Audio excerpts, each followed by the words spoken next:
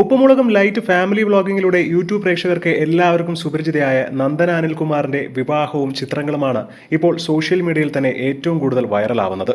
ഇരു വീട്ടുകാരുടെയും സമ്മതപ്രകാരം വിവാഹ നിശ്ചയം വരെ കഴിഞ്ഞ് വിവാഹം ഇത്രാം തീയതി എന്നൊക്കെ അറിയിച്ചതിനു ശേഷവും ആ തീയതിക്ക് ഏതാനും ആഴ്ചകൾക്ക് മുൻപ് തന്നെ നന്ദനയും അനിൽകുമാറും തമ്മിൽ വിവാഹിതരായി. വീട്ടുകാരൊന്നും തന്നെ ഇല്ലാതെ ഇവർ ക്ഷേത്രത്തിൽ വെച്ച് വളരെ സിമ്പിളായിട്ടാണ് വിവാഹം നടത്തിയത്. നിശ്ചയം പോലും വളരെ ആഘോഷത്തോടുകൂടി നടത്തിയ ഒന്നായിരുന്നു. അടുത്ത മാസം വിവാഹ തീയതി നിശ്ചയിച്ചുറപ്പിച്ച സമയത്തായിരുന്നു ഇങ്ങനെ ഒരു വിവാഹം. ഇപ്പോൾ ഇവരുടെ ചിത്രങ്ങൾ പുറത്തു വന്നപ്പോഴാണ് നന്ദനയുടെ ഭർത്താവിന്റെ വീട്ടുകാർ മാത്രമേ ഈ ഒരു ചടങ്ങിൽ പങ്കെടുക്കാൻ വന്നിട്ടുള്ളൂ. ക്ഷേത്രത്തിൽ വെച്ച് നടത്തിയ വിവാഹത്തിൽ വരന്റെ അമ്മയും അച്ഛനും ബന്ധുക്കളും മാത്രമേ ഉണ്ടായിരുന്നുള്ളൂ. നന്ദനയുടെ വീട്ടിൽ നിന്നും ആരും തന്നെ വന്നില്ല.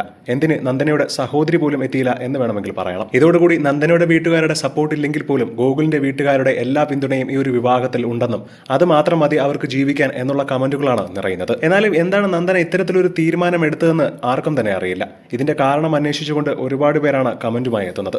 നന്ദനയ്ക്ക് എങ്ങനെ തോന്നി ഇത് ചെയ്യാനെന്നും വീട്ടുകാരെല്ലാം പറഞ്ഞുറപ്പിച്ചതല്ലേ, എന്തിനാണ് ഇത്രയും നേരത്തെ വിവാഹം കഴിച്ചത് എന്നൊക്കെയുള്ള ഉപദേശങ്ങളും കമന്റിലൂടെ നിറയുകയാണ്. നന്ദന ഇങ്ങനെ ചെയ്യുമെന്ന് എന്തായാലും വീട്ടുകാർ പോലും പ്രതീക്ഷിച്ചിട്ടുണ്ടാവില്ല. അത്രയുമധികം ആഘോഷപൂർവ്വമാണ് ഈ വിവാഹം നടത്താൻ അവർ പദ്ധതിയിട്ടത്. സോഷ്യൽ മീഡിയയിൽ ഇത്രയധികം കമന്റുകൾ ഉയർന്നിട്ടും ഇതുവരെ ഈ കാര്യത്തെക്കുറിച്ച് നന്ദനയോ വീട്ടുകാരോ ഇതിനെക്കുറിച്ച് പ്രതികരിച്ച് രംഗത്തെത്തിയിട്ടില്ല.